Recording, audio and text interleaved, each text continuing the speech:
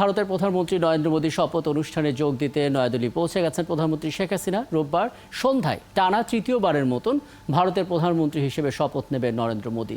দুপুর 11:55 নয়াদিল্লির পালাম বিমানবন্দরে নামেন প্রধানমন্ত্রী শেখ হাসিনা।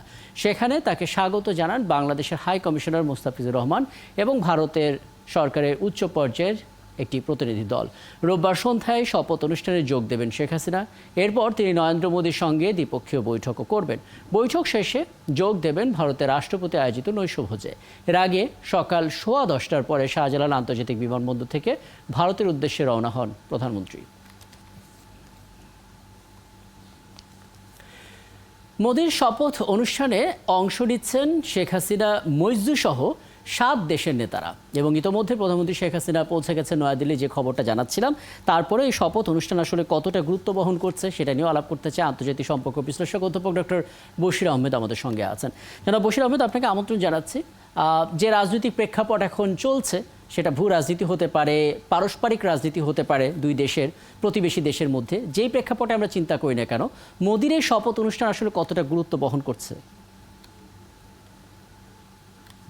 ধন্যবাদ আপনাকে। জি, প্রধানমন্ত্রী নরেন্দ্র মোদী তৃতীয়বারের মতো প্রধানমন্ত্রী হতে যাচ্ছেন এবং আগামীকালই শপথ গ্রহণ অনুষ্ঠান অনুষ্ঠিত হবে এবং সেখানে বাংলাদেশের প্রধানমন্ত্রীকে আমন্ত্রণ জানানো হয়েছে। এবং আপনি হয়তো জানেন জি, যে গত বুধবার প্রধানমন্ত্রী নরেন্দ্র মোদী নিজে টেলিফোন করে প্রধানমন্ত্রী শেখ হাসিনাকে কিন্তু আমন্ত্রণ জানিয়েছে। জি, জি, তো হ্যাঁ, এই বিষয়টা কিন্তু উল্লেখ করার মতো, কারণ আপনি জানেন যে এই যে দ্বিপাক্ষিক সম্পর্ক, গত 15 বছরের যে দ্বিপাক্ষিক সম্পর্ক ভারত এবং বাংলাদেশের মধ্যে, সে যাত্রায় প্রায় 10 বছর আমরা দেখছি প্রধানমন্ত্রীর সাথে নরেন্দ্র মোদীর যে নৈকট্য এবং পারস্পরিক সহযোগিতা যে সম্পর্ক, এবং সেই সম্পর্কের ভিত্তিতে আঞ্চলিক ভূরাজনৈতিক এবং বিশ্ব রাজনৈতিক প্রেক্ষাপটেও কিন্তু বাংলাদেশ এবং ভারত পাশাপাশি অবস্থান করেছে।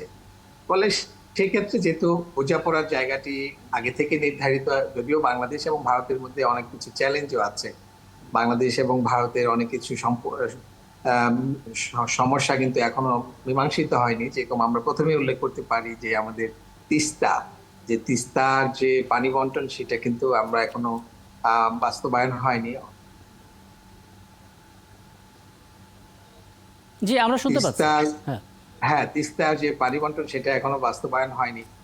ফলে আমরা যেটা করি, আমাদের কি ধারণাই ছিল, এবং আপনি জানেন যে প্রধানমন্ত্রী এই মাসের শেষে 20 থেকে 22 তারিখ পর্যন্ত প্রধানমন্ত্রীর সাথে কিন্তু একটি আপনার ছিল, ভারতের একটি সফরের একটি শিডিউল ছিল।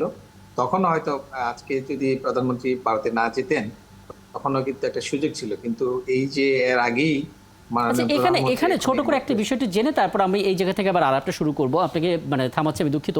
সেটি হচ্ছে যে তিস্তা চুক্তি যে হচ্ছিল না, বলা হচ্ছিল যে বারবার সেখানে মমতা বাধা দিচ্ছিল, পশ্চিমবঙ্গের মুখ্যমন্ত্রী। এবার কিন্তু তিনি বেশ রাজস্বিকভাবে জিতেছেন এবং সেই তুলনায় নরেন্দ্র মোদীর যে শক্তি সেটাও কিছুটা খর্ব হয়েছে। সেই হিসেবে আমরা কতটা কনফিডেন্স রাখতে পারি যে হ্যাঁ, তিস্তা চুক্তি হবে, আপনার অভিজ্ঞতা থেকে? আমার অভিজ্ঞতা তো বলে যে আসলে যদি হ্যাঁ, এইবার ঠিকই আপনি বলেছেন যে সেখানে মমতা বন্দ্যোপাধ্যায় এবার প্রায় 29টি আসন নিয়ে পশ্চিমবঙ্গে তিনি সংখ্যাগরিষ্ঠতা লাভ করেছেন। সেক্ষেত্রে তার অবস্থান অত্যন্ত সুদৃঢ় হয়েছে। এবং আগেও আমরা যেটা দেখেছি, কেন্দ্রীয় সরকার এই আপনার প্রাদেশিক সরকারকে বা পশ্চিমবঙ্গ সরকারের মতামতের বাইরে যে তিস্তা সংকটের সমাধান করতে চান। তো যেহেতু এটা একটা, আমার কাছে যেটা মনে হচ্ছে, এটা একটা দীর্ঘ প্রতীক্ষিত, এবং বাংলাদেশ নানাভাবে এই তিস্তা চুক্তি বাস্তবায়নের জন্য কিন্তু তদবির করে আসছে, কূটনৈতিক বিভিন্ন প্রচেষ্টা চালিয়েছে। এখন এই অমীমাংসিত সমস্যাটি যদি একটু, আমার মনে হয় যে, যদিও আপনি বলছেন যে কেন্দ্রে এই মুহূর্তে বা নরেন্দ্র মোদী যেহেতু এখন একটি জোটের নেতৃত্ব দিবে, সেই ক্ষেত্রে হয়তো তার ক্ষমতা কি আগে থেকে কম হলো কিনা, এবং সেখানে সে মমতার সাথে টাগ অফ ওয়ার এসে সে কি জয়লাভ করতে পারবে কিনা, এই ধরনের একটা আশঙ্কা কিন্তু আমাদের মধ্যে আছে। তারপরে যেটা বলবো যে বাংলাদেশের সাথে যে ভারতের যে অব্যাহত যে সম্পর্কের যে প্যাটার্ন, সেটাকে যদি বিবেচনায় নেওয়া হয়, সেক্ষেত্রে হয়তো আমার মনে হয়, এবং এটা যদি এই চুক্তির ব্যাপারে যদি নরেন্দ্র মোদী কমিটেড থাকেন, আমার মনে হয় তিনি যদি প্রথমেই সেই উদ্যোগটা নেন, তবে সফলকাম হওয়ার সম্ভাবনা বেড়ে যাবে। কারণ আপনি জানেন যে নতুন যেভাবে তিনি ক্ষমতায় এসছেন এবং যে ধরনের প্রতিশ্রুতি দিয়েছেন, সেটা আমার মনে হয় যে মাননীয় প্রধানমন্ত্রীর সাথে কিন্তু একান্ত বৈঠক হওয়ার একটি শিডিউল আছে, এবং সেখানে হয়তো এই বিষয়টা প্রাধান্য পাবে বলে আমাদের কাছে মনে হচ্ছে।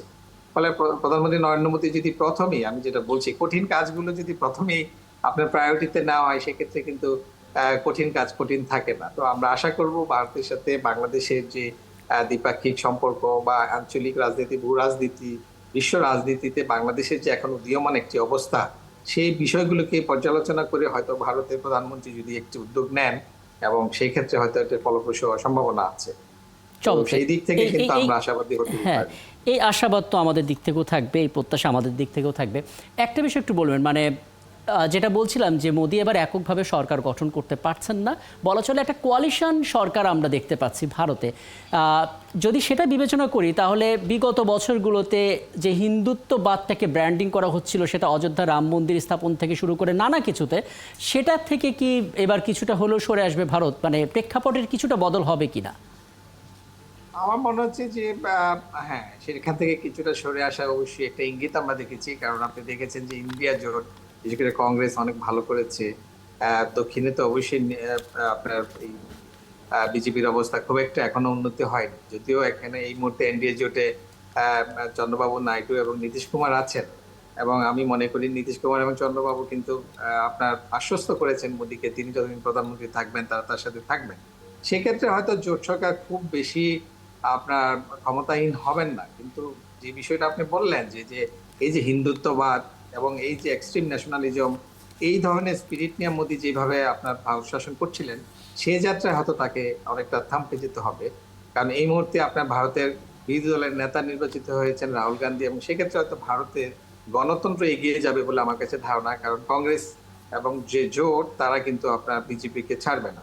ফলে আমার কাছে মনে হচ্ছে এবার এই এই মোদী শাসন ব্যবস্থায় তার যে মানে যে এক্সট্রিম ন্যাশনালিজম বা উগ্র জাতীয়তাবাদী যে ধারা বা হিন্দুত্ববাদ, বা এই যে আপনার নাগরিকত্বের যে বিভিন্ন আইন, বা মুসলমানদেরকে যে ধরনের নিপীড়ন এবং জম্মু কাশ্মীর সহ বিভিন্ন জায়গায় যেভাবে হচ্ছে, সেই রকম মনে হবে বলে আমার কাছে মনে হচ্ছে না। কারণ এই মুহূর্তে কংগ্রেসের নেতৃত্বে যে জোট, তারাও কিন্তু সংখ্যাগরিষ্ঠ। বুঝতে পারছি, মানে এবার আসলে সেই সেই জায়গাটা থেকে হয়তো সরে আসতেই হবে। আপনাকে অনেক ধন্যবাদ চমৎকার এই বিশ্লেষণের জন্য।